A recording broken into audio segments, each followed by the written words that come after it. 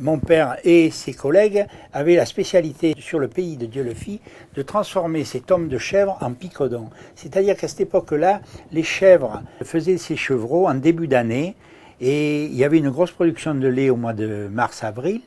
Et donc beaucoup de fromages, et ces fromages, les éleveurs ne pouvaient pas tous ni les consommer ni les vendre. Donc ils avaient trouvé une solution dans la région de Dieulefit pour conserver ces fromages secs jusqu'au mois d'août, septembre, octobre, où la production s'amenuisait jusqu'à zéro. Donc on mettait ces fromages secs dans des biches ou dans de la poterie de Dieulefit, bien sûr, qu'on appelait en termes locaux des douaires. On mettait ça dans des douaires, ils étaient blancs puis devenaient bleus, et quand ils étaient bien bleus, au mois d'octobre-novembre, on les lavait plusieurs fois, 2, 3, 4 fois. Le but de les laver, c'est d'enlever la moisissure et de le réassouplir. Le picodon de Dieulefit est un fromage qu'on devrait consommer souple. Ce mode de conservation et de fabrication donne un excellent fromage parce que les gens maintenant se régalent du picodon de Dieulefit du 1er janvier au 31 décembre. J'ai maintenant 70 ans, mais s'il faut me donner un coup de main, un jour de fête, je fais de la collecte. S'il faut laver quelques fromages, je le fais. Je suis un passionné de mon travail et ce qui me fait plaisir, c'est que mes enfants ont l'air d'être quand même bien passionnés, tant dans la fabrication, la qualité du produit et bien sûr sur le commercial, relation avec notre clientèle. Je travaille avec ma sœur, ma femme et d'autres membres de la famille.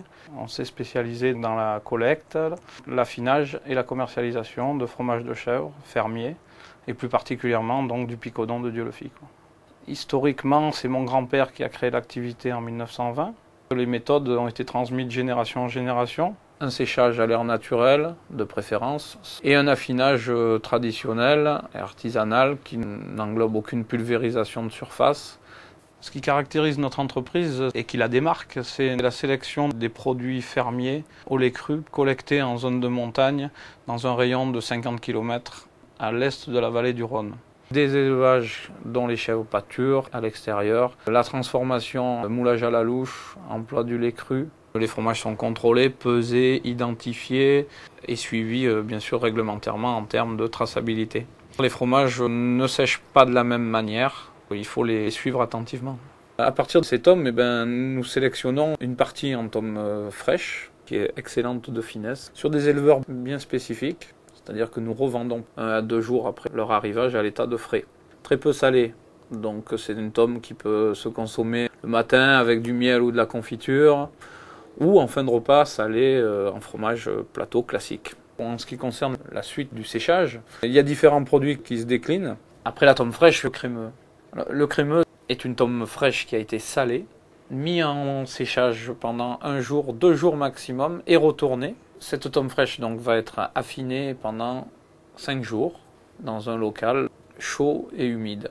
Ce crémeux se consomme principalement en fin de repas. Beaucoup de personnes l'apprécient nature, mais on le propose également aromatisé. Alors aromatisé à la sarriette, au poivre, et nous le proposons également avec des petites herbes de Provence et plié sous feuilles de châtaignier. Alors c'est pas pour le folklore, quoique le fromage est très joli, mais la présence de ces feuilles de châtaignier lui donne un goût très particulier de châtaigne. Alors, troisième grande famille, les picodons qui ont l'appellation d'origine contrôlée à partir de 14 jours d'affinage sont proposés à ce stade à la consommation. En salade, une salade verte, une salade de tomates, salade dite de chèvre chaud et toute autre recette à base de picodons.